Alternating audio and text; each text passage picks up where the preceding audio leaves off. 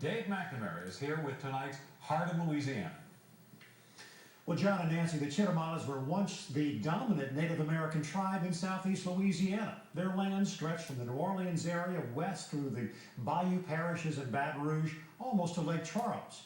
They had their own unique and isolated language that was nearly forgotten.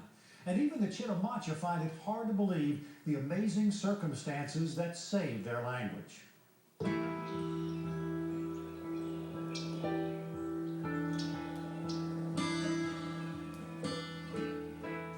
1,500 years ago, the boundaries of their territory were marked by giant trees.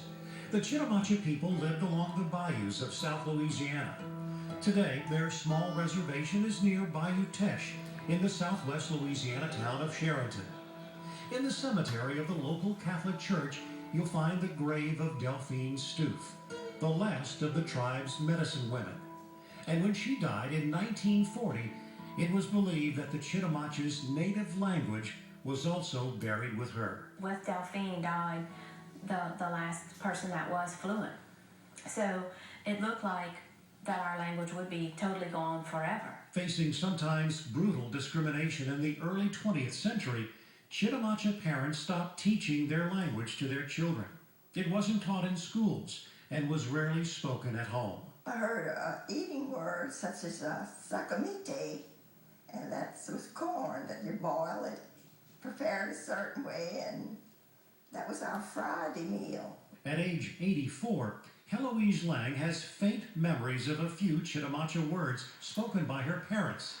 She learned English at a time when Indians were treated like outcasts. We couldn't go to a public school, let's say, and even in church it was a little different. In our Catholic church, we would have to sit in the back of the church. Nearly a half century after the Chitimacha language disappeared, there was an incredible discovery. A package arrived in the mail from the Library of Congress. It contained 3 audio tapes of recordings made in the early 1930s that contained the voices of Delphine Stouff and a tribal chief named Benjamin Paul. A linguist by the name of Morris Swadesh had recorded 200 hours of the elderly voices speaking their native language. And there were thousands of pages of notes that spelled out Chitimacha words and the English translation. After the amazing discovery of the old recordings and the notes, there was one more surprise. The tribe needed to find a linguist to help them interpret that information. And by coincidence, they found an expert who knew all about the Chitimacha language. The linguist had worked with Morris Swadesh on the Chitimacha project.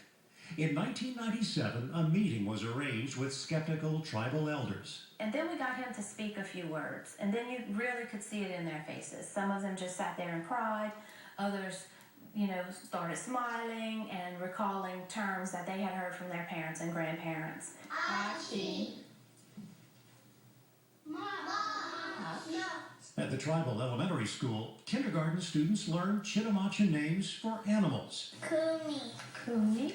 The X makes a SH sound. The C makes a CH sound. Once you know that, it kind of helps you to be able to pronounce the words. There is one more piece to the puzzle. The language software maker Rosetta Stone, through its endangered language program, awarded a grant to the Chitimacha tribe.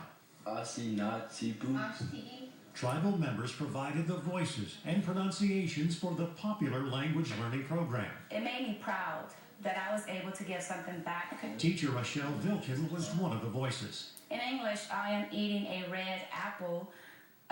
It would be in Chitimacha, Nanu Atin, Pinun, Gushtishi. The old recordings were a guide for those who helped revive their language. We listened and we listened again and we listened again, and then we just said, this is the way we're going to do it, and this is what it's going to be. And if it may not be 100% correct, but it's pretty close. My grandmother was a basket maker, so when she would talk the Chitimacha baskets and describe the baskets, and if I'd ask her something, she would use the patterns, she would say them in Chitimacha. John Paul Darden is the tribal chairman and a Chitimacha basket maker. For me, it's very critical for us to have our language. It connects us back to our ancestors, And that's just like the baskets. When I sit and do a basket, you know, I have a connection to the generation after generation of basket makers that we had. And now, thanks to some recordings made by ancestors, the determined efforts of their descendants, and the help of technology, Louisiana's Chitimacha are confident they will never again lose their native voice.